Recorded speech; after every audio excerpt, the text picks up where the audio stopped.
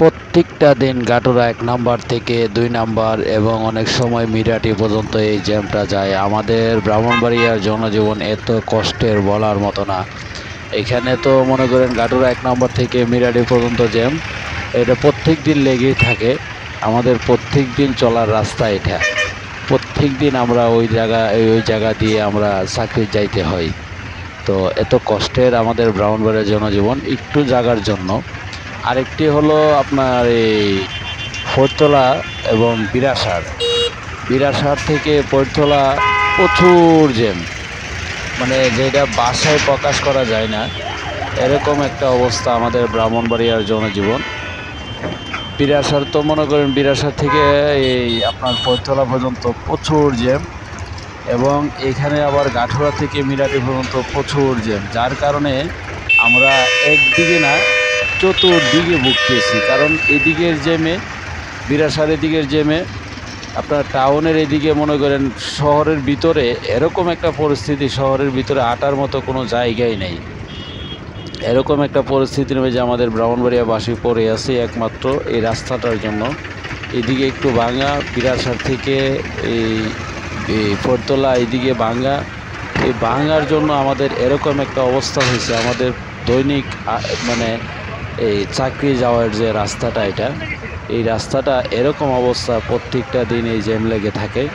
বিশেষভাবে মানে এই গাঠুরা ১ নাম্বার থেকে ২ নাম্বার যে জায়গাটা, ওই জায়গার জ্যামে অনেক জায়গার সমস্যা হয়।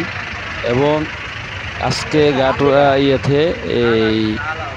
আপনার ফরিদতলা থেকে যে জ্যামটা লাগে আপনার বিরাসার পর্যন্ত, বিরাসার এখানে ২টা ট্রাক আজকে উল্টে গেছে। এরকম একটা পরিস্থিতি। এই পরিস্থিতির যে ব্রাহ্মণবাড়িয়াবাসী চলাটা খুব কষ্ট হইতেছে, যার জন্য এই অবস্থার জন্য আমি কাকে দায়ী করব বুঝতেছি না।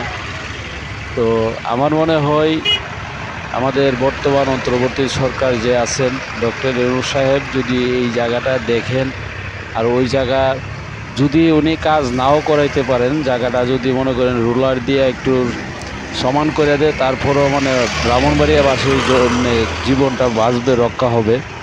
এই একটা পরিস্থিতিতে প্রত্যেক দিন আমরা ওই দিকে যাওয়া লাগে। কয়দিন পর গাটুরা ২ নাম্বার এখানে এই আবু সাইদ মেডিকেলের সামনে ওই জায়গায় অ্যাক্সিডেন্ট হয়। এরকম অবস্থায় সকালবেলা ঘুমতে উঠেই এই জ্যামে পড়তে হয়। তো সবাই ভিডিওটি শেয়ার করে দিবেন যাতে ডক্টর ইউনূস সাহেবের কাছে পৌঁছায়। আমাদের ওই জায়গাটা যদিও কাজ না ধরতে পারে, একটু রুলার দিয়ে যদি একটু সমান করে দেয়, তারপরও মানুষের চলার পথটা একটু সহজ হবে। সবাই দোয়া করবেন, বেশি বেশি ভিডিওটা শেয়ার করবেন, আর কে কোথা থেকে দেখতেছেন এটা ইনশাল্লাহ বলে যাবেন। সবাই আমাদের জন্য, আমাদের ব্রাহ্মণবাড়িয়াবাসীর জন্য সবাই দোয়া করবেন। আমাদের ব্রাহ্মণবাড়িয়াবাসী চলার পথে অনেক কষ্ট করতেছে এখন, কারণ ব্রাহ্মণবাড়িয়া শুধু ব্রাহ্মণবাড়িয়ার মানুষ চলে না, চট্টগ্রাম কুমিল্লার মানুষও চলে। সবাই ইনশাল্লাহ ভিডিওটি শেয়ার করে দেবেন, কে কোথা থেকে দেখছেন বলে যাবেন।